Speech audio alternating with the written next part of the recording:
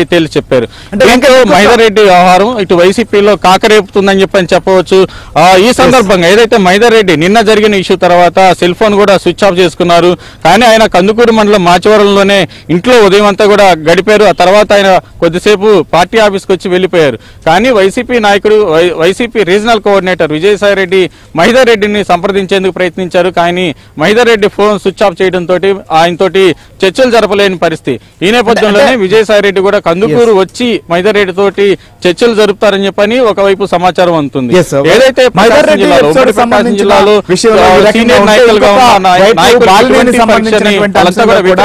బాలినేని విషయంలో మనం మైదారెడ్డి విషయానికి చూసాం. అయితే బాలినేని సంబంధించినటువంటి అంశంలో ఆయనకు ఒక స్పష్టత, ఇక ఒంగోలులో పోటీ చేయాలా లేకపోతే మరో చోట పోటీ చేయాలనే దానిపైన పార్టీలో అంతర్గతంగా చర్చ జరిగి ఉండొచ్చేమో కానీ వారికి కావచ్చు రణచరులు క్లారిటీ లేదు. ఇంకొక వైపు సిద్ధా కుటుంబీకులు ఒంగోలులో పోటీ చేయాలనేటువంటి ఒక ప్రతిపాదన తెరపైకి రావడం, లేదా వారు హుటాహుటిన హైదరాబాద్కు వచ్చినట్లుగా తెలుస్తోంది. ఏంటి బాలినేనితో సిద్ధా కుటుంబీకుల సంబంధించిన భేటీకి సంబంధించిన అప్డేట్ ఏంటి?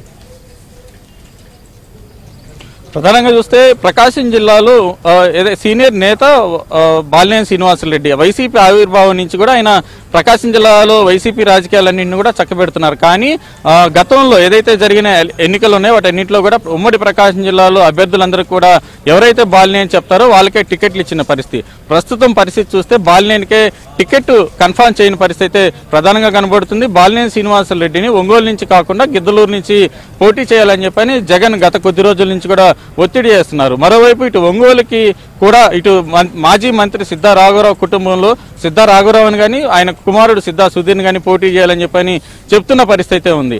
అయితే సీనియర్ నాయకుడు ప్రకాశం జిల్లాలో ఉన్న వైసీపీలో సీనియర్ నాయకుడు బాలినేని శ్రీనివాసరెడ్డిని కాదని ఒంగోలు నుంచి పోటీ చేస్తే ఎలా ఉంటుంది అన్న పరిణామాల మీద సిద్ధా కుటుంబం గత 4-5 రోజుల నుంచి కూడా సద్దన పడుతున్న పరిస్థితి ప్రధానంగా కనపడుతుంది. ఈ నేపథ్యంలోనే సుధీర్ అతను సిద్ధా రాఘవరావు ఇద్దరు కూడా రాత్రి హైదరాబాద్ బయలుదేరి వెళ్ళిపోయారు. ఈ రోజు హైదరాబాద్ లో బాలినేని నివాసంలో భేటీ అయినట్టుగా మనకు తెలుస్తా ఉంది.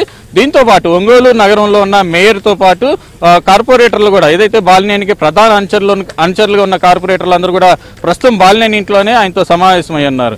బాలినేని శ్రీనివాసరెడ్డి సెల్ ఫోన్ కూడా గత కొన్ని రోజుల నుంచి కూడా స్విచ్ ఆఫ్ చేస్తున్నారు. ఆయన ఎవరికి కూడా పార్టీ నాయకులకి అందుబాటు కావట్లేదు. ఆయనకి ఏదైనా అవసరమైనప్పుడు ఆయన ఫోన్ ని ఆన్ చేసి మాట్లాడుతున్నారే తప్ప ఎవరైనా సంప్రదించాలంటే మాత్రం ఆయన ఫోన్ అందుబాటు కాని పరిస్థితుంది. ఉదయం కూడా మనం బాలినేనితో సంప్రదించేందుకు ప్రయత్నించినా కానీ ఆయన ఫోన్ స్విచ్ ఆఫ్ లోనే ఉంది.